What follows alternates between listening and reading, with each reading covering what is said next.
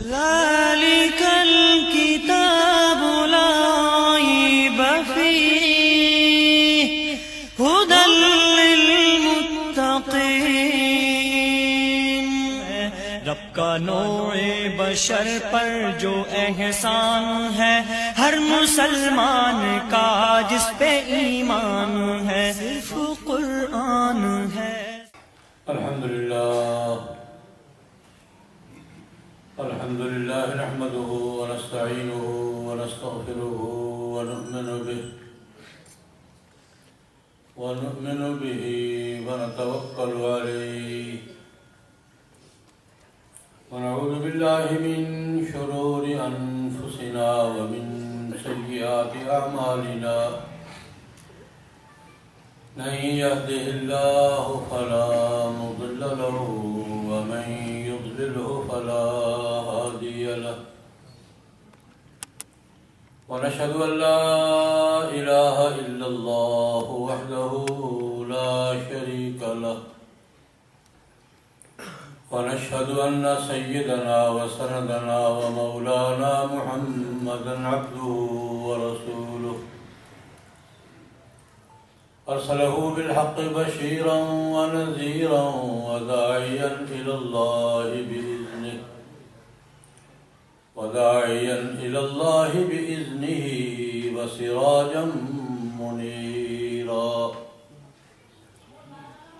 اللهم صل على محمد وعلى آل محمد كما صليت على إبراهيم وعلى آل إبراهيم إنك حميد مجيد۔ اللهم بارك على محمد وعلى آل محمد كما باركت على إبراهيم وعلى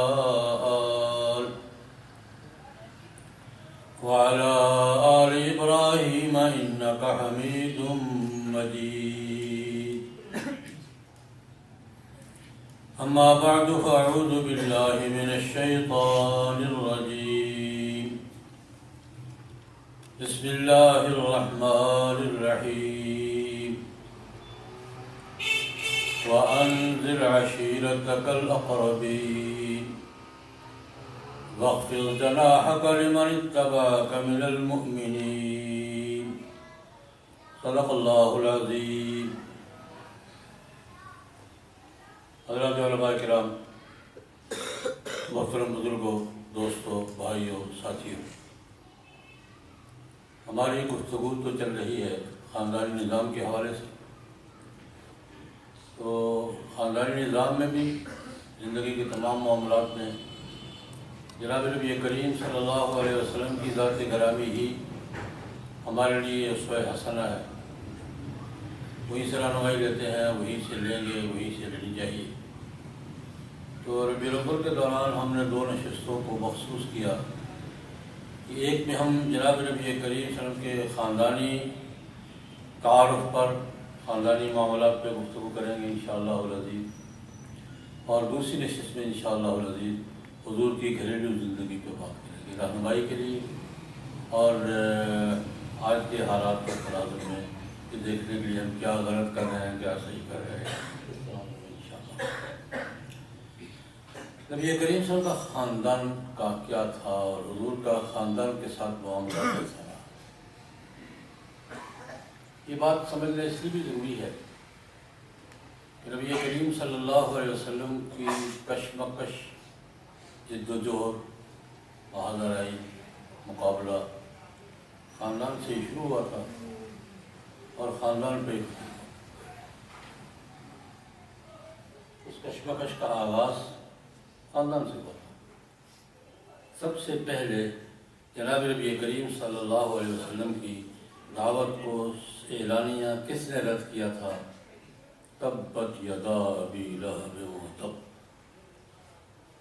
یہ کشمکش کا نقطہ آغاز۔ جناب نبی کریم صلی اللہ علیہ وسلم نے جب اپنی دعوت کا آغاز کیا، صفا پہاڑی پہ کھڑے ہو کر سفید چادریں ہلائی، جو اس زمانے میں علامت ہوتی تھی، وہ بہت بڑا واقعہ ہو گیا ہے، بڑی اہم خبر ہے، بریکنگ نیوز ہے۔ اس زمانے میں سفید چادر ہلانا کس بات کی علامت تھی؟ بریکنگ نیوز کو ہم خبر ہے، سارے اکٹھے ہو گئے۔ نبی کریم صلی اللہ علیہ وسلم نے جب دعوت دی تو سب سے پہلے کون کھڑا ہوا تھا؟ اس نے یہ کہا تھا تبًا لک سائر الایام لہذا جمع۔ یہ اعلانیہ حضور کی دعوت کو رد کیا ہے کس نے؟ چچا جان نے۔ یہ یہاں سے کشمکش کا آغاز ہوا، تبًا لک سائر الایام لہذا جمع کرنا۔ اور جب اس کشمکش کا انتہا ہوئی ہے اور خاتمہ ہوا ہے، یہ کب ہوا ہے؟ 21 سال کے بعد فتح مکہ پر۔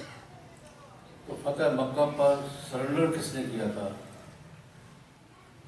ابو سفیان۔ چچا بھی تھے، خسر بھی تھے۔ 21 سال کی کشمکش۔ تھوڑی سی تفصیلات عرض کروں گا، میں صرف پہلی بات یہ عرض کر رہا ہوں کہ جناب نبی کریم صلی اللہ علیہ وسلم کی جدوجہد کا اور کشمکش کا آغاز بھی چچا سے ہوا تھا، اور اختتام بھی کس پہ ہوا ہے؟ چچا ہی لگتے تھے۔ ابو سفیان حقیقی چچا نہیں تھے، چچا ہی لگتے تھے، لیکن اس سے زیادہ خسر تھے۔ ان کے سرنڈر ہونے پر، ابو لہب کے چیلنج کرنے پر جدوجہد کا کشمکش کا آغاز ہوا تھا، اور ابو سفیان کے سرنڈر ہونے پر جدوجہد مکمل ہوئی۔ جناب نبی کریم صلی اللہ علیہ وسلم کا اپنے خاندان کے ساتھ کیا معاملہ رہا ہے، 21 سال کی نسل کیسی رہی ہے، اس کو سمجھنا ضروری ہے۔ آج بھی ہم ٹسل میں ہیں، آج بھی ہم کس ماحول میں ہیں؟ ٹسل کا ماحول۔ آج بھی بھاگرائی کا ماحول ہے، اور ہم زیرو پوائنٹ پہ کھڑے ہیں۔ اس کی بات پہ کروں گا کہ ہم زیرو پوائنٹ پہ کھڑے ہیں۔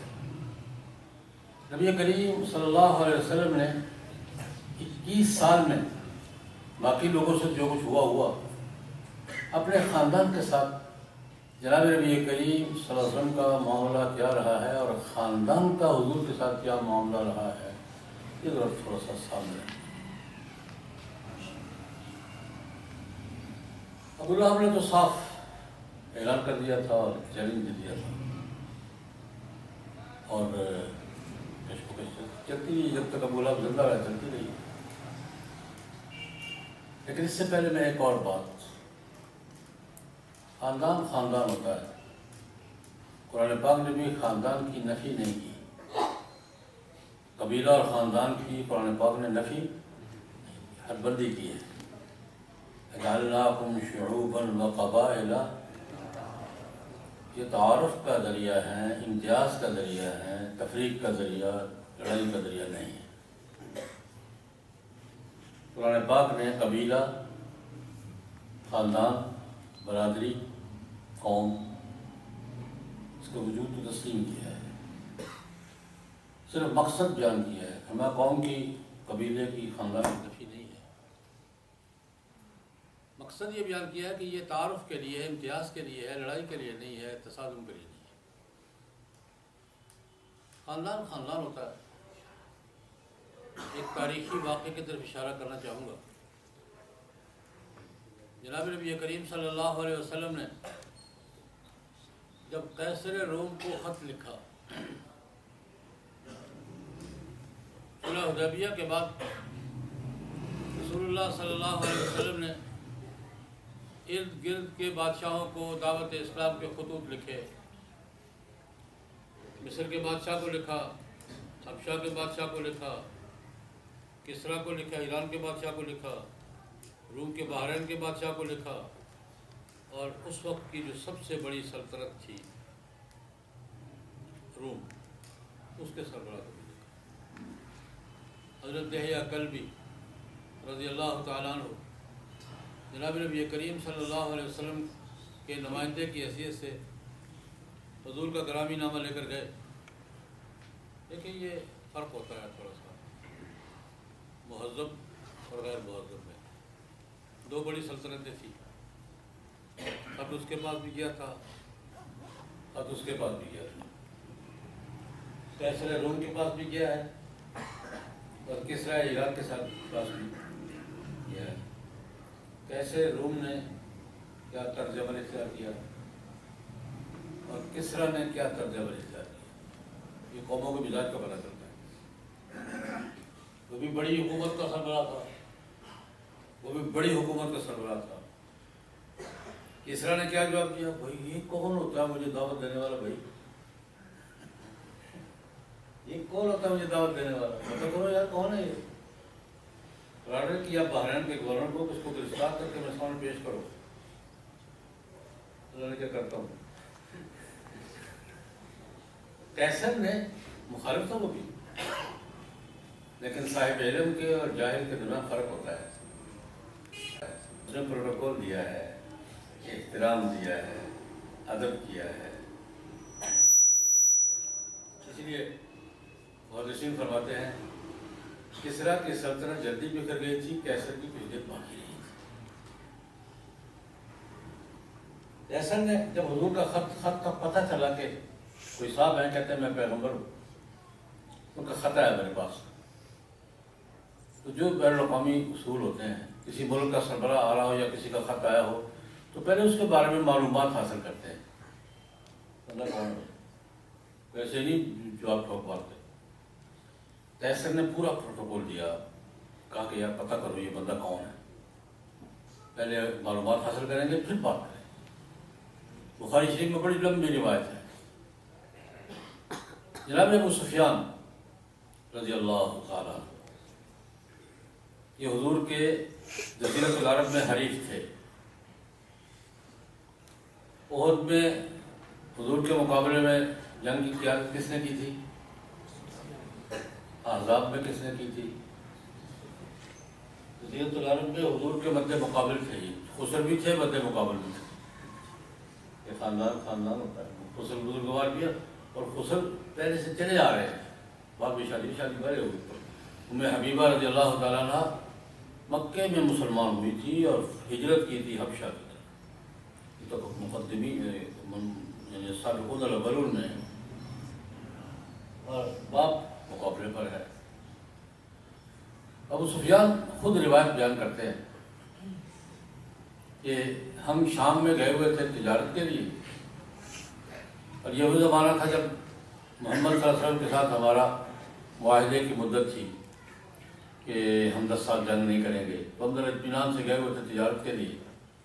کیسر روم بھی شام ان کا صوبہ تھا، آیا ہوا تھا، تو اس نے کہا یار تلاش کرو اس علاقے کے کوئی لوگ آئے ہونا، بڑی دلچسپ داستان ہے۔ اس علاقے کے کوئی لوگ آئے ہوں تو میں ان سے بارے میں پوچھنا چاہتا ہوں یہ سب ہیں کون، ایک بات پھر خط کا جواب دوں گا۔ ابو سفیان کہتے ہمیں ان کے کارکنوں نے بلا لیا کہ بادشاہ سلامت یاد کرتے ہیں، وہ بھی بیت المقدس میں تھے۔ نبی تفصیل بیان کروں گا تو ساری بات اسی میں ختم ہو جائے گی، میں صرف خلاصہ کر رہا ہوں۔ ابو سفیان کہتے ہیں میں تھا، میرے کا ساتھی تھے، دربار لگا ہوا ہے کیسر کا۔ اس زمانے میں کیسر کا دربار جو ہوگا، کیسر کا دربار ہوگا، اس وقت کا باراک اوباما تھا، اس وقت کا باراک اوباما تھا، کیا ٹرمپ ہوگا؟ دربار جمع ہوا ہے، لگا ہوا ہے، ہمیں سامنے جا کے پیش کر دیا گیا۔ کہتا بڑا سیاح بنا تھا، بہت سیاح، حضرت سفیان کہتے ہیں، ابھی تک مسلمان نہیں ہوئے سفیان بہت بات جو ہوئے ہیں، بڑا سمجھدار آدمی تھا۔ ہمیں بلایا، ہمیں سامنے بٹھا دیا، ہم 5-7 آدمی تھے، کہا کہ تم میں سب سے قریبی رشتہ دار کون ہے بھائی؟ سوال کیا تم میں ان صاحب کا جو نبی ہونے کے دعوے دار ہیں سب سے قریبی رشتہ دار کون ہے؟ ابو سفیان آگے بڑے، میں ہوں، میرے داماد ہیں، میں ہوں، بھتیجے بھی لگتے ہیں، داماد بھی ہیں، آپ آگے بیٹھ جائیں، ان کو کہا آپ آگے بیٹھ جائیں۔ کہتے باقی میرے ساتھ میرے پیچھے بٹھا دیے اور کہا میرے ساتھیوں سے کہ میں ان صاحب سے ان صاحب کے بارے میں کچھ سوالات کروں گا اگر صحیح جواب دے تو ٹھیک، ورنہ پیچھے سے اشارہ کر دینا بات گڑبڑ ہو رہی ہے۔ ابو سفیان خود کہتے ہیں قسم اٹھا کے، تو خدا کی قسم کیسر نے مجھے ایسے باندھ دیا کہ میں جھوٹ بول نہیں سکتا تھا، ورنہ پتہ نہیں کتنے بولتا یہ بھی کہتے ہیں کیسر نے مجھے ایسا باندھ دیا، پہلے پلانے کا موقع بھی نہیں دیا، اچانک ان کو آگے بٹھا دیا، باپ کو پیچھے بٹھا دیا، میں ان سے سوالات کروں گا اور اگر کوئی گڑبڑ کرے تو پیچھے اشارہ کر دینا۔ ایسا باندھا اس نے کہ میں کسی بات کے جواب میں ایک ذرہ برابر جھوٹ نہ بول سکا، حالانکہ مجھے اگر یہ کیفیت نہ ہوتی پتہ نہیں کیا کیا جھوٹ بولتا میں۔ لمبا انٹرویو ہے، ان میں ایک سوال یہ تھا، پوچھا یہ صاحب جو نبی ہونے کے دعوے دار ہیں یہ علاقے میں خاندانی اعتبار سے کیسے ہیں؟ یہ صاحب جو کہتے ہیں میں نبی ہوں تو خاندانی اعتبار سے ان کی حیثیت کیا ہے؟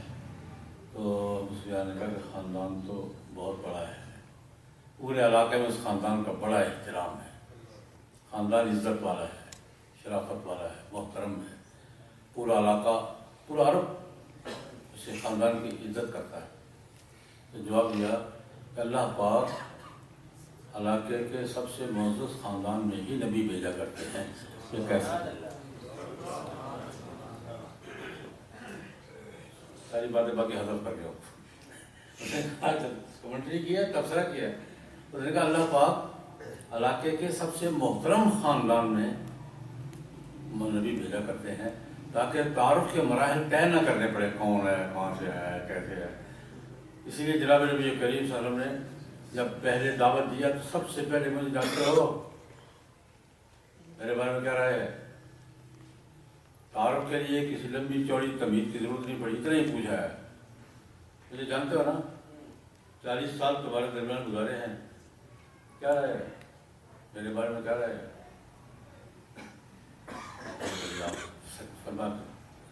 مانتے ہو نا؟ اب بات سن۔ تو جناب نبی کریم صاحب کے کشمکش کا آغاز ہوا تھا ابو لہب سے، اور اختتام کس پہ ہوا؟ جناب ابو سفیان پہ۔ حضور کے خاندان میں چچا بھی تھے، حضور کے خاندان میں ازواج مطہرات بھی تھی، سسرال بھی تھے۔ حضور کے سسرال میں سب سے پہلے سسرال کون تھے؟ حضرت خدیجہ عالیہ محترمہ قریش تھے، ان کے ساتھ حضور کا رشتہ ڈبل قائم ہوا۔ وہ تو عالیہ محترمہ تھی، حضور کی بڑی بیٹی ان کے بھانجے سے گئی گئی، ابو العاص بن ربیع سے۔ ابو العاص بن ربیع جو جناب نبی کریم صلی اللہ علیہ وسلم کے بڑے داماد تھے، حضرت زینب کے خاوند، حضرت خدیجہ کے بھانجے تھے، خالہ تھی، یہ ڈبل رشتہ ہے۔ خدیجہ عالیہ ہے اور ان کی بھانجی، ان کا بھانجا حضور کا داماد ہے۔ ابو العاص بن ربیع کی بھی اپنی تاریخ ہے، حضور کا داماد، پہلا داماد۔ پہلے داماد ابو العاص بن ربیع تھے، دوسرے اور تیسرے داماد کون تھے؟ حضرت عثمان، اور چوتھے داماد کون تھے؟ حضرت علی۔ ان کا اپنا اپنا ایک مستقل مقام ہے، لیکن میں ابو العاص بن ربیع کی بات آئی تو میں ایک بات عرض کرنا چاہوں۔ یہ خدیجہ کے بھانجے ہیں، حضور کے داماد ہیں، مقابلے کر رہے ہیں، ایک عرصہ مقابلے کر رہے ہیں۔ بدر کی جنگ میں بھی آمنے سامنے تھے۔ بدر کی جنگ تو ایسی تھی، بھائی ادھر ہے، دوسرا بھائی ادھر ہے، باپ ادھر ہے، بیٹا ادھر ہے، چچا ادھر ہے، بھتیجا ادھر ہے، ماموں ادھر ہے، بھانجا ادھر ہے۔ خاندان کی لڑائی تھی نا، بدر کی لڑائی ساری خاندان آمنے سامنے کھڑا ہے، بھائی ادھر ہے، دوسرا ادھر ہے، سسر ادھر ہے، داماد ادھر ہے، بھتیجا ادھر ہے، چچا ادھر ہے، ماموں ادھر ہے، بھانجا ادھر ہے۔ یہ بدر کی لڑائی کی یہی کیفیت تھی۔ جنگی قیدیوں میں حضور کے چچا بھی تھے، حضرت عباس، داماد بھی تھے ابو العاص بن ربیع۔ فیصلہ ہوا کہ فدیہ لے کے چھوڑیں گے۔ فیصلہ کس بات میں؟ فدیہ لے کے چھوڑیں گے۔ فدیہ طے ہوا۔ ابو العاص بن ربیع بڑے بہت دلیر آدمی، بڑے بہادر آدمی، جیب خالی ہے، فدیہ دینے کو کچھ نہیں، کیا کروں گی؟ حضرت زینب ان کے نکاح میں تھی، نکاح بھی قائم تھے، اور نکاح بہت دیر کے بعد نکاح کے احکام آیا ہے، میاں مسلمان ہے، بیوی کافر ہے، بیوی مسلمان ہے، میاں کافر ہے، کافی دیر چلتا ہے، نکاح قائم ہے۔ حضرت زینب رضی اللہ عنہ کا دلچسپ واقعہ محدثین لکھتے ہیں، حضرت زینب کو پتہ چلا کہ میرا خاون ہے تو مخالف کم ہے لیکن ہے تو خاون ہے، میاں بیوی کا اپنا رشتہ ہوتا ہے۔ پتہ چلا میرے خاون قیدیوں میں فدیے کے پیسے نہیں ہیں اس کے پاس، تو اپنا ہار اتارا، ایک آدمی کو دیا، کسی طریقے سے ولاس کو پہنچا دو، بیوی ہو تو بیوی ہوتی ہے، بیوی ہو تو اپنا ہار اتارا، کسی آدمی کا حوالے کیا، یہ کسی طریقے سے یار اتنی جلدی ہو سکے نا ابلاس کو پہنچاؤ، گیا جو قیدیوں میں تھے انہیں چپکے سے جا کے ہاتھ پکڑا دیا، یہ جائے آپ گالیاں کہتی ہیں دے کے جان پڑا، وہ ہار پیش کیا ابوالعاص بن ربیع نے نبی کریم صلی اللہ علیہ وسلم کو، جناب یہ میرا فدیہ ہے۔ حضور نے ہار دیکھا، آنکھوں میں آنسو، حضور کی آنکھوں سے آنسو، یہ ہار حضرت خدیجہ کا تھا جو بیٹی کو شادی پہ دیا، مائیں ہوتے ہیں نا، یہ اصل میں ہار کس کا تھا؟ حضرت خدیجہ کا، کہ شادی کے موقع پر بیٹی کو ہدیہ دیتے تھے۔ حضور کو سارا منظر یاد ہے، حضور کی آنکھوں سے آنسو جاری، حضور نے کبھی کسی کی سفارش نہیں کی، لیکن صحابہ سے کہا بھائی دیکھو یہ خدیجہ کا ہار ہے، بیٹی کے پاس یادگار ہے ماں کی، خدیجہ کا ہار ہے اور بیٹی کو اس نے دیا تھا، بیٹی کے پاس ماں کی کیا ہے؟ یاد ہے، اگر اجازت دو تو میں یہ ہار واپس کروں، کیا ہمیں کیا خیال ہے؟ اگر آپ خوش ہیں، آپ کی خوشی کا باعث ہم واپس کریں، وہ ہار واپس ہوا، اس بات پر کہ یہ ہار کس کا ہے؟ حضرت خدیجہ کا۔ ابوالعاص بن ربیع چلے گئے واپس، فدیہ ہو گیا واپس۔ ایک اور موقع پر یہی ابوالعاص بن ربیع، اس وقت حضرت زینب آ چکی تھی، انہوں نے حضور نے فرمایا ابوالعاص کو، زینب کو بھیج دو، معاملات پتہ نہیں کب تک چلیں گے، کیا ہوگا، تم تو پتہ نہیں کب تمہاری باری آئے گی، زینب کو بھیج دو۔ حضور بڑی تعریف کیا کرتے تھے، ابوالعاص کی بڑی تعریف، کہتے بڑا وفادار داماد تھا، میں نے جو کہا اس نے کیا، کفر اسلام اپنے مقام پر، میں نے جو کہا ابوالعاص نے کیا، بڑی منبر پر تعریف کرتے تھے ابوالعاص، بڑا وفادار، بڑا شریف داماد تھا۔ ابوالعاص بن ربیع کسی اور مارکے میں گرفتار ہوئے، پھر دوبارہ کے میری بن گئی مدینہ منورہ میں۔ اب حضرت زینب آ چکی تھی، حضور کے گھر میں تھی، بیٹی باپ کے گھر میں اس وقت وہاں تھی۔ حضرت جناب نبی کریم صلی اللہ علیہ وسلم کا معمول یہ تھا کہ جو قیدی آتا تھا وہ مسجد کے ستون سے باندھ دیا جاتا تھا فیصلے تک، ایک دن دو دن، جب تک فیصلہ نہیں ہوتا تھا اس وقت تک مسجد کے ستون سے ابوالعاص کو باندھ دیا گیا مسجد کے ستون سے،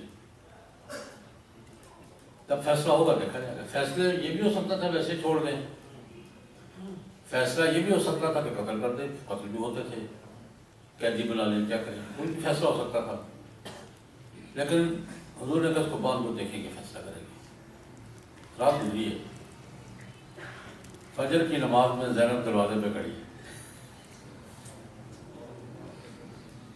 فجر کی نماز میں نماز پڑھا کے حضور فارغ ہوئے، زینب چادر لی ہے، دروازے پہ کھڑی ہے، کہتی ہے اس قیدی کو میں نے پناہ دے دی ہے۔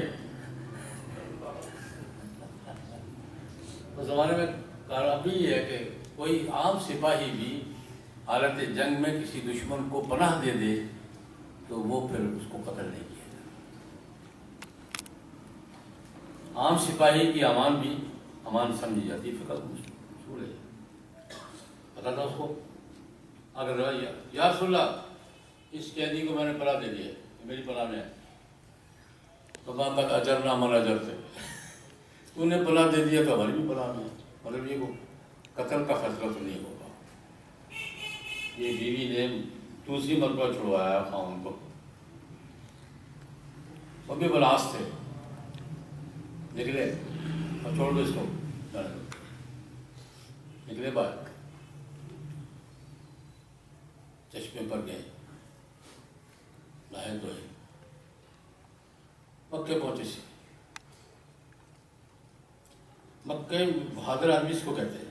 مکے پہنچے، جا کے اعلان کیا دیکھو بھائی میں بلاس ہوں، گرفتار ہو گیا تھا، میں نے وہاں مسلمانوں کو دیکھا ہے، مجھے سمجھ آ گئی ہے کہ مسلمان کیا ہوتے ہیں.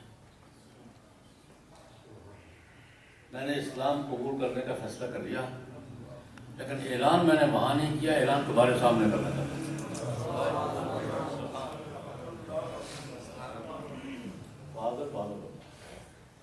آپ بھی کر سکتے تھے کہ کہتے میں کلمہ پڑھ کے آ گیا. نہیں، کلمہ پڑھنے کا فیصلہ میں نے کر لیا تھا، لیکن میں نے اعلان وہاں نہیں کرنا تھا کہ قیدی کلمہ پڑھ رہا ہے، یہ میں نہیں کہہ رہا جاتا.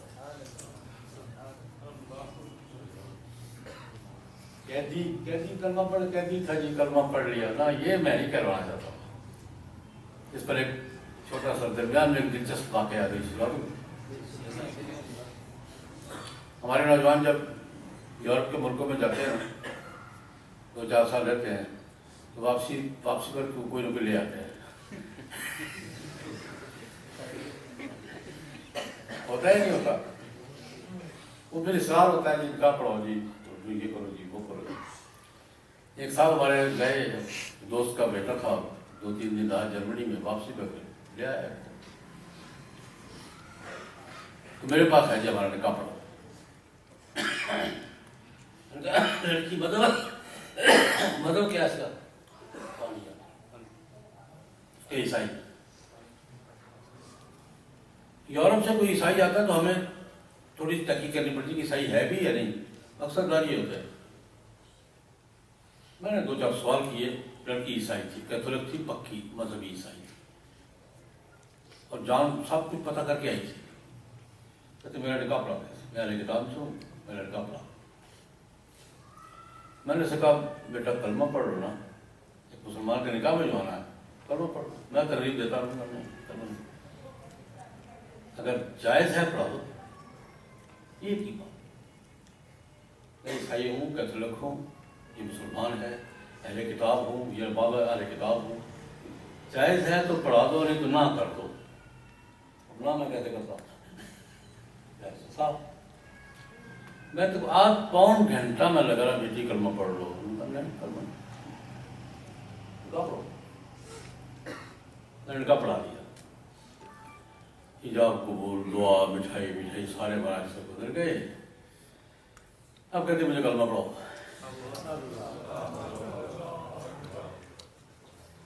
مجھے کلمہ پڑھا. اب کیا ہوا تمہیں؟ میں 2 گھنٹے سے لگا اب کلمہ کہہ دیا. میں کلمہ پڑھنے کا فیصلہ گھر سے کر کے نکلی تھی، لیکن میں شادی کے لیے کلمہ نہیں پڑھنا چاہتا.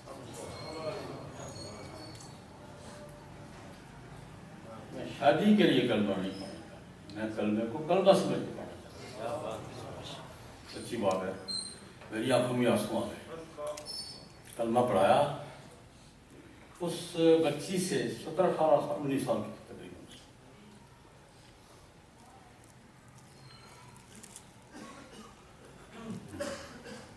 میں نے کہا بیٹا اس وقت تم معصوم ہو. امام معصوم نہیں، معصوم. تم معصوم تھی یا نہیں تھی؟ جو کلمہ پڑھ لیتا ہے تو اس کی پچھلی غلطیاں گناہ سارے کیا ہو جاتے ہیں. میں نے کہا بیٹا تم معصوم ہو، اب تم ہمارے لیے دعا کرو اللہ کا ایمان کا خاتمہ نصیب. اب لازم نے کہا کہ میں کلمہ پڑھنے کا فیصلہ وہاں کر لیا تھا، لیکن میں وہاں نہیں پڑھنا، قیدی کہلا کے کلمہ نہیں پڑھنا چاہتا تھا. تمہارے درمیان کھڑا ہوں، مکے میں کھڑا ہوں، حرم میں کھڑا ہوں، تمہارے سامنے کر اشہد ان لا الہ الا اللہ واشهد ان محمد رسول اللہ، اور میں یہ بھی اعلان کروں کہ کل صبح میں ہجرت کر کے جا رہا ہوں، کسی کی ہمت ہے تو روکو۔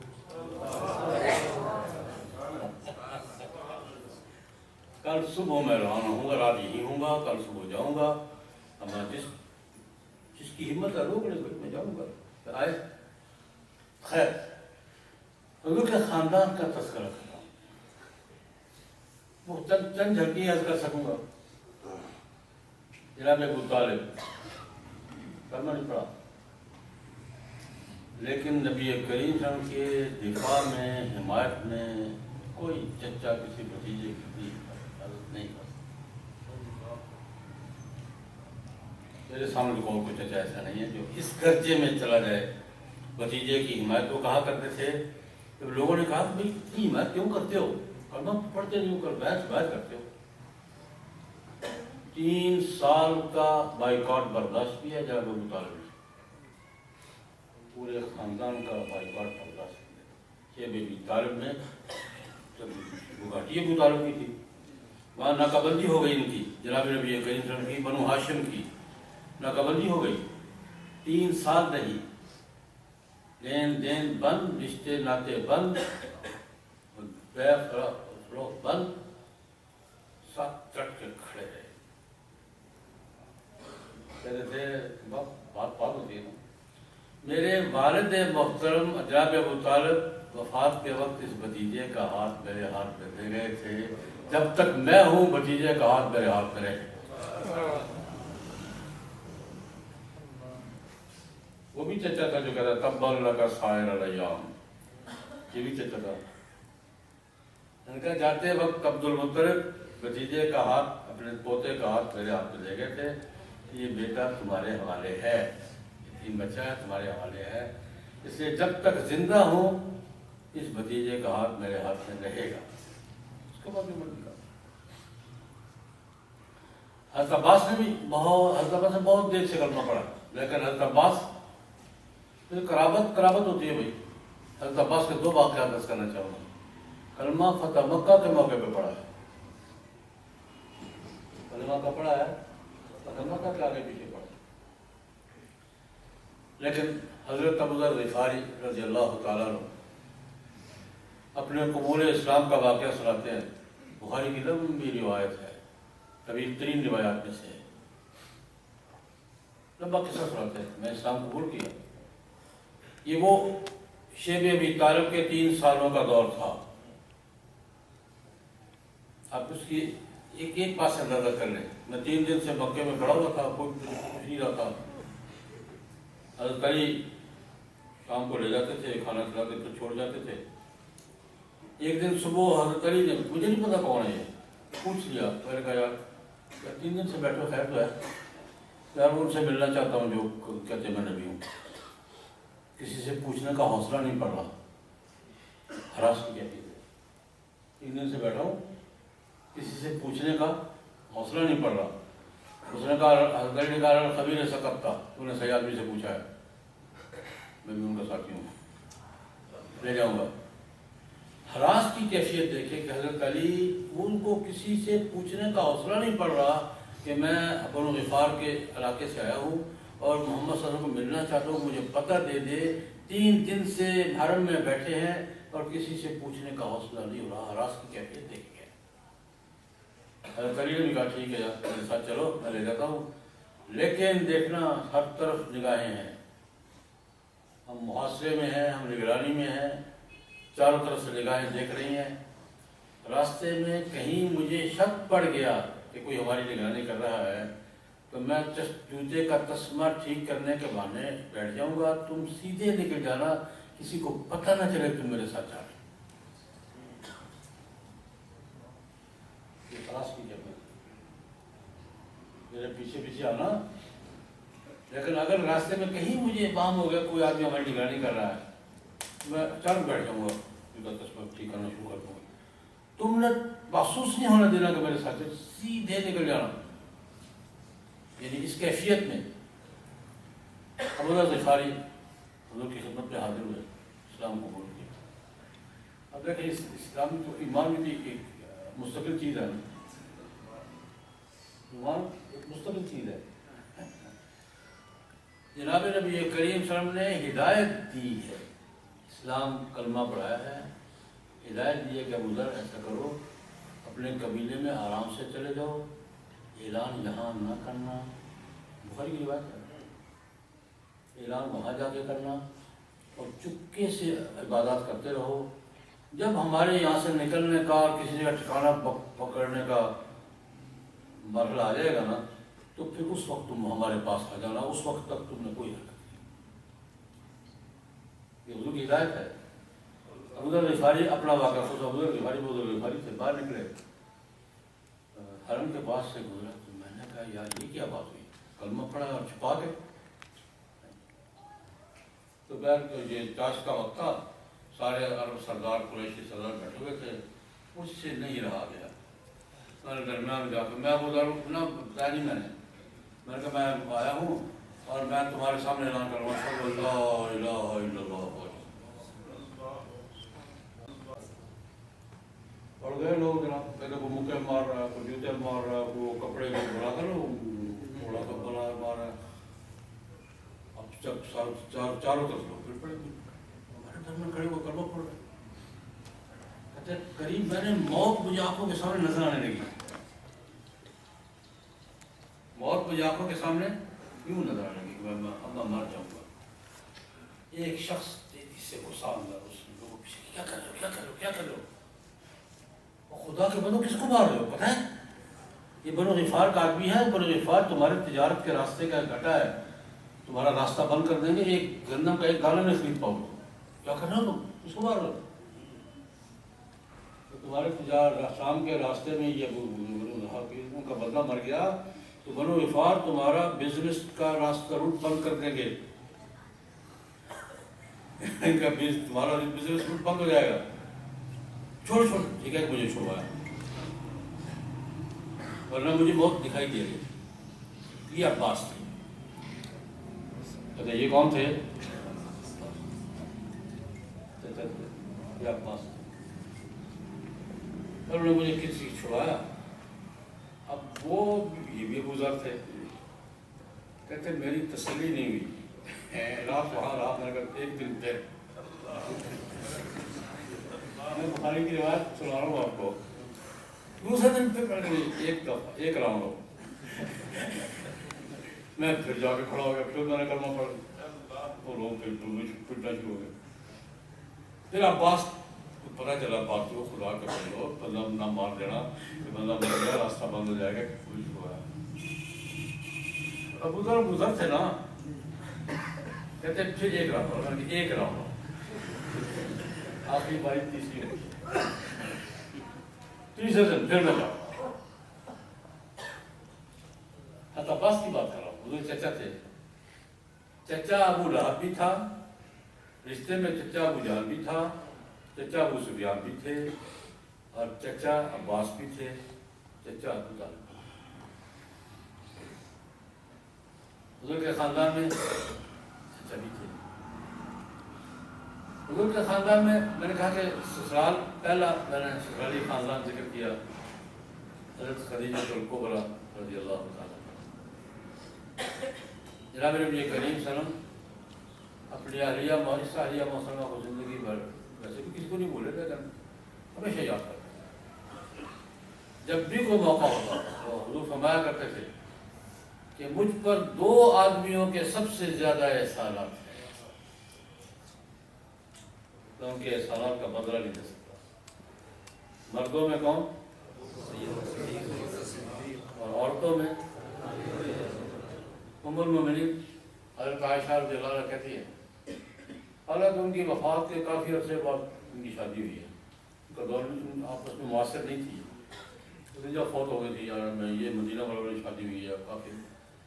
لیکن کہتی ہے بھارا حضور جب بار بار خدیجہ کا ذکر کرتے ہیں غصہ آتا ہے, یہ کیا وہ بڑھیا گزار کر یاد کرتے ہیں, انسانی فطرت ہے. ایک دن کہتی میں نے پوچھ, بڑھیا آپ کو بولتی نہیں نہ چلے, بڑھیا کو آپ یاد کرتے رہتے ہیں, لال بادشاہ والی بڑھیا. یا رسول اللہ آپ کو اللہ پاک نے دیکھیں جوان بیویاں اور آپ جب بھی موقع تھا خدیجہ یوں کرتی تھی، خدیجہ یوں کرتی تھی، خدیجہ یوں کرتی تھی. آپ کو یہ نظر نہیں آ رہی جو موجود ہے؟ ہم بڑا ایک عجیب جملہ فرمایا، عائشہ خدیجہ خدیجہ تھی، وہ میرے دکھ کے وقت کی ساتھی تھی. وہ میرے اس نے 11 سال میرے ساتھ دکھ کے گزارے، اپنا سب کچھ نچھاور کر. بڑی تازہ خاتون تھی، کھاتی پیتی خاتون تھی، کھاتے پیتے گھرانے سے تعلق رکھتے، سب کچھ نچھاور کر دیا. ہم عائشہ بس ایک بات مت بھولو، وہ میرے دکھ کے وقت کی ساتھی تھی اور تم میرے سکھ کے وقت. اور کوئی شریف آدمی دکھ کے وقت کے ساتھیوں کو بھولتا. جناب نبی کریم صلی اللہ علیہ وسلم کے خاندان میں بیویاں بھی تھی، چچے بھی تھے، اور قریش کا خاندان پورا. جناب نبی کریم صلی اللہ علیہ وسلم نے سب سے پہلی دعوت جب دی قرآن پاک میں اللہ پاک نے انذر عشیرتک الاقربین، حضور نے بلا لیا سب کو دعوت. دعوت کے بھی تقاضوں میں دعوت کے تقاضوں میں دعوت بھی ہوتی ہے. دعوت کے تقاضوں میں دعوت بھی ہوتی ہے. حضور اللہ پاک نے انذر عشیرتک الاقربین، اپنے قریبی رشتہ داروں کو دعوت دیں. حضور نے دعوت دی بھی، دعوت کھلائی. یہ میں نے کہا دعوت کے تقاضوں میں دعوت کھلائی بھی جاتی ہے اور دعوت دی بھی جاتی ہے. اچھا کیا، ایک ایک کا نام لے کر دیکھو بھائی، یہ بات سنو. یہ مکہ مکرمہ کا 13 سال تو تقابل کا تھا ہی، مدینہ منورہ جا کے بھی پیچھا نہیں چھوٹا نا. بدر کی لڑائی کن کے ساتھ تھی؟ احد کی لڑائی کن کے ساتھ تھی؟ احزاب کی لڑائی کس کے ساتھ تھی؟ جناب نبی کریم صلی اللہ علیہ وسلم کے گھر میں سسرال میں ایک خاتون، ایسے تو 11 خواتین ہیں لیکن ایک دو کا ذکر حضرت خدیجہ کا کیا. ام المومنین ام سلمہ رضی اللہ تعالیٰ عنہ، یہ حضور کی اہلیہ محترمہ ہیں. ان کے خاوند حضرت ابو سلمہ رضی اللہ تعالیٰ عنہ حضور کے ساتھی بھی تھے، بھائی بھی تھے. ایک خاندان کا قصہ رضائی بھائیوں کا. رضائی انہوں نے جناب نبی کریم صلی اللہ علیہ وسلم نے، حضرت ابو سلمہ نے، حضرت حمزہ نے، ابو لہب کی لوڈی سویبہ کا دودھ پیا. یہ تینوں بھائی تھے. ابو سلمہ حضور کے رضائی بھائی بھی تھے. رضاعت کی بات میں پہلے ایک موقع پہ کر چکا ہوں. رضاعت کو جناب نبی کریم نے حرمت اور رشتے کا ایک مستقل سبب قرار دیا. بات پہلے ہو چکی، میں یہاں ذکر کر رہا ہوں. نبی کریم کی رضائی والدہ بھی تھی، رضائی بھائی بھی تھا، رضائی بہن بھی تھی، رضائی ماں بھی تھی. حضور نبی کریم نے ان کو بھی پورا پروٹوکول دیا. حارث نام تھا رضائی باپ کا. رضائی ماں کا نام کیا تھا؟ حضرت حلیمہ سعدیہ، اور وہ ساتھ بھی. اور بہن کا نام کسی کو یاد ہوگا؟ شیما. اس کا واقعہ بہت دلچسپ ہے. حوازن کی جنگ کے بعد قیدی آئے. ان کو قیدی لڑائی ہوئی، اسی قبیلے سے لڑائی تھی، سسرال سے لڑائی تھی. یہ حنین کی جنگ، حوازن کی جنگ، اسی کا بنو حوازن حضور کے ننہال تھے، یعنی سسرال نہیں ننہال. رضائی ماں کا خاندان، ماں بھی ہے، باپ بھی ہے، بھائی بھی ہیں، بہنیں بھی ہیں. تو بنو حوازن کو شکست ہوئی تو قیدی آئے. مورخین واقعہ لکھتے ہیں کہ قیدیوں میں ایک خاتون، جب قیدی تقسیم ہونے لگے، ایک خاتون کہنے لگی دیکھنا میرے ساتھ دھیان سے معاملہ کرنا، میں تمہاری پھوپھی لگتی ہوں. تمہارے پیغمبر کی بہن ہوں. تمہارے پیغمبر کو بہن تھی ہی نہیں کہ میں ہوں. تمہارے پیغمبر کا نہ بھائی نہ بہن، میں ہوں. تو مجھے لے جاؤ پیش کرو. کہ یاد نہیں ہے؟ حلیمہ کا گھر یاد ہے؟ میں شیما اکٹھے کھیلا کرتے تھے. اکٹھے ایک بڑی دلچسپ بات یاد دلائی اس نے. ہم اکٹھے کھیلا کرتے تھے، لڑا بھی کرتے تھے. یاد ہے آپ نے ایک دن میرے کندھے پر چک مارا تھا جگہ زور سے؟ نشان دکھا دو، ابھی تک ہے. بھائی لڑ رہے تھے آپ بہنوں بھائی، وہ لڑائی ہوتی ہے. تو آپ نے میرے یہاں دانت کاٹ دیے تھے، نشان ابھی تک ہے، دکھا دوں؟ ٹھیک ہے. بہن ہے. بہنوں کا معاملہ حضور نے کیا کیا؟ سیرت کی کتابوں میں ہے. جب یہ سارے معاملات ہو گئے تو بس چھوڑو بھی سب کو، چھوڑ دو. بہن تیرے سامنے دونوں آپشن ہیں. بھائی کے گھر جانا چاہیے تو جاتی ہو تو بھائی کا گھر حاضر ہے. بھائی کے گھر جا کے رہنا چاہتی ہو تو بھائی کا گھر حاضر ہے، بہنوں کی طرح رکھو گا. واپس جانا چاہتی ہو تو تمہاری اختیار ہے، یہ فیصلہ تم نے کرنا ہے. انہوں نے کہا نہیں میں واپس جاؤں گی. تو حضور نے اس کو ایسے واپس کیا جیسے بھائی بہنوں کو واپس کرتے ہیں. یہ سننا کرے، بہن بھائی کے گھر سے خالی ہاتھ نہیں جائے. یہ سنت رسول ہے. اب بہن ہے نا، تو اون سامان تیار کروایا. اس زمانے میں پیمانہ یہ ہوتا، ایک اونٹ سامان، دو اونٹ سامان تیار کروایا. غلہ، کھجورے، کپڑے، جو اس زمانے میں گارد مقرر کی سرکاری، تو میری بہن کو پورے اعزاز کے ساتھ اس پورے سامان کے ساتھ گھر پہنچا دیا.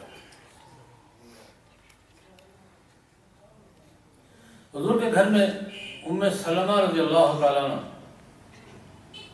ان کے دو بیٹے بھی حضور کی اولاد میں شامل ہیں. اپنی اولاد تو تھی ہی نا. حضرت قاسم بھی تھے، حضرت ابراہیم بھی تھے، حضرت عبداللہ اور طیب اور طاہر کے نام بھی آتے ہیں. حضرت زینب تھی، حضرت ام کلثوم تھی، حضرت رقیہ تھی، حضرت فاطمہ تھی. تو تھے. حضور کے گھر میں جو پلے ہیں ان میں ام سلمہ کے بیٹے بھی، ایک بیٹی ایک بیٹا ہے، زینب اور عمر. زینب بنت ابی سلمہ ربیبہ. ایک دن کسی نے نبی کریم صلی اللہ علیہ وسلم سے کہہ دیا، یا رسول اللہ زینب جوان ہے. حضور کے گھر میں زینبیں بہت تھی. اتفاق سے آج ہی صبح بخاری میں سبق آ گیا، ایو زیان ہے. حضور کے گھر میں زینبیں بہت تھی. عبداللہ بن مسعود کی بیوی زینب کو بھی اکثر حضور کے گھر میں رہتے آیا جایا کرتے. تو آج سبق میں یہ تھا کہ وہ مسئلہ پوچھنے آئے. کوئی مسئلہ پوچھا تو حضرت بلال سے کہا کہ جا کے مسئلہ پوچھو، تو میرا بتانا نہیں کون ہے. حضرت بلال نے کہا کہ کوئی اور مسئلہ پوچھے. کون ہے؟ یا رسول اللہ کون ہے؟ میں زینب ہے. ایو زیان ہے، کڑی زینب. دو تو بیویاں تھی نا، زینب بنت جحش، زینب ام مساکین. ایک بیٹی تھی، نہیں دو بیٹیاں زینب تھی. ام سلمہ کی بیٹی حضور کی بیٹی نہیں تھی، چار تو گھر میں تھی. عبداللہ بن مسعود کی زینب آیا کرتی تھی، نواسی بھی زینب. حسین اور حسن رضی اللہ عنہ کی بہن وہ بھی کیا تھی؟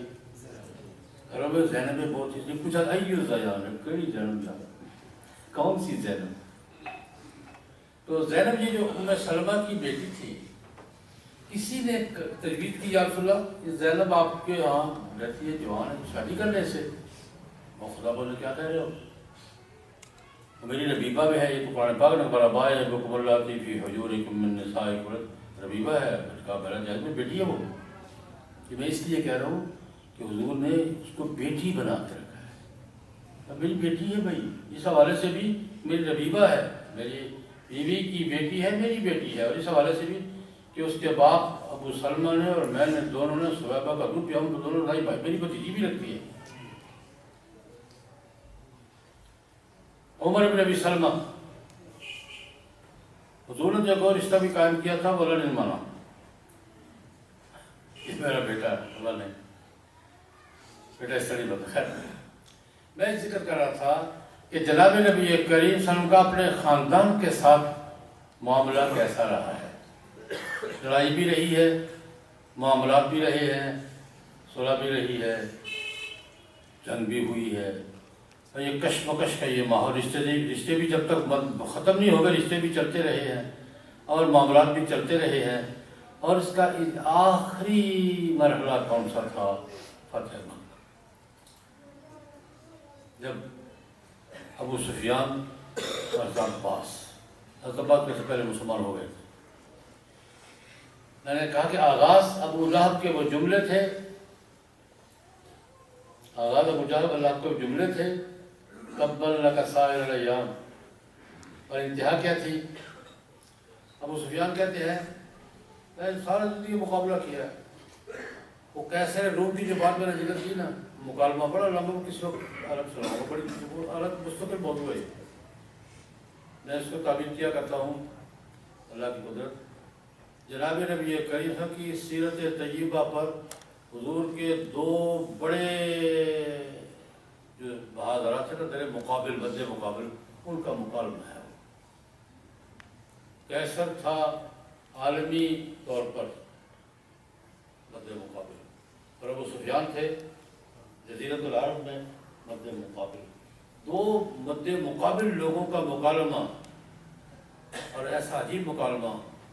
اس مکالمے کے بعد میں ایک کے ساتھ ذکر کیا، ایک کے ساتھ ذکر کر رہا ہوں۔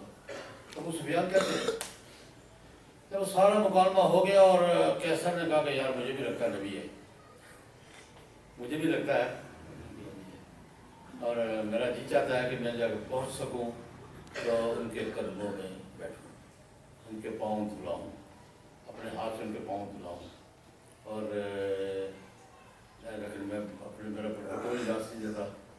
اور پھر سارا معاملہ ہوا، اپنی قوم کو مشورہ بھی دیا، کلمہ پڑھ لو یار۔ ابو سفیان کہتے ہیں کہ اس وقت میرے دل میں یہ بات آئی، قد امر عمرو بن ابی کبشہ، عجیب جملہ تھا ابو سفیان نے، امر عمرو بن ابی کبشہ، ابو کبشہ کے بیٹے کی بات تو بن گئی یار، یخافہ ملک بنی نصر، گوروں کا بادشاہ بھی اسے ڈرتا ہے، یخافہ ملک بنی نصر، گوروں کا بادشاہ بھی کیسے میں ڈرتا ہے اس سے۔ دیکھو اس کی تو بات بن گئی، کہتے ہیں میرے دل میں اس وقت پہلا مرحلہ تھا جب اسلام کی عظمت بیٹھنا، اس سے پہلے میں کوئی حیثیت نہیں، مد مقابل تھا، کہتے ہیں پہلا مرحلہ تھا جب میرے دل کا ابو سفیان کیا کر رہے ہو، یہ اس سے ڈر رہا، تم نہیں ڈر رہے، یخاف ملک بنی نصر، گوروں کا بادشاہ بھی اس سے ڈرتا ہے، یہ عظمت کا اعتراف کرتا ہے، تم کیا کر رہے ہو۔ آہستہ آہستہ آہستہ آہستہ آہستہ آہستہ اللہ پاک نے میرے دل میں اسلام کو داخل کیا۔ پھر ایک بات سنا کے بات سنا، کجا وہ وقت بخاری شریف کی روایت ہے، ان کی عالیہ محترمہ حضرت ہند رضی اللہ عنہ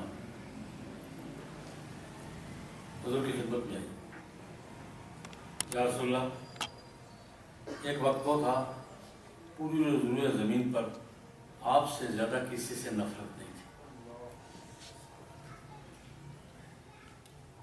پوری روئے زمین پر آپ سے زیادہ کسی سے نفرت نہیں تھی، اور آپ کے گھرانے سے زیادہ کسی گھرانے سے نفرت نہیں تھی، دشمنی تھی، لیکن آج یا رسول اللہ آپ سے زیادہ کوئی محبوب نہیں ہے، اور آپ کے خاندان سے زیادہ کوئی پسندیدہ نہیں۔ محبت اور نفرت بھی ہوتا ہے، آج آپ سے زیادہ اور آپ کے خاندان سے زیادہ کوئی محبوب نہیں۔ حضور نے جواب میں ایک لفظ کہا صرف، بڑا زبردست لفظ ہے، جملہ نہیں لفظ ہے. جب اس نے یہ کہا نا کہ آج آپ سے زیادہ کوئی محبوب نہیں ہے اور آپ کے خاندان سے زیادہ کسی سے محبت نہیں ہے، تو فرمایا اے زن، بس اے زن سمجھتے اردو بھی اگر استعمال ہوتا ہے، ایک جملہ ہے بس کا اے زن. ہمارا میرا حال بھی یہی ہے، اے زن میرا حال بھی یہی ہے. تو آج میں نے تھوڑا سا مختصر تذکرہ کیا ہے جناب نبی کریم کے خاندان کا، کشمکش کا. پھر خاندان جب سرنڈر ہوا ہے تو یہی خاندان پھر حضور کے پرچم کو لے کے اللہ پاک نے عظمت کیا عطا فرمائی اس خاندان کو. یہی خاندان تھا نا، اللہ پاک نے کیا عظمت عطا فرمائی. خلفائے راشدین کون تھے؟ بنو امیہ کی خلافت جو جزیرۃ العرب میں، افریقہ میں، کابل کا پروگرس تک، یہ وہ کون تھے؟ اور بنو عباس کی خلافت تو ہلاکو خان تک یہ کون تھے؟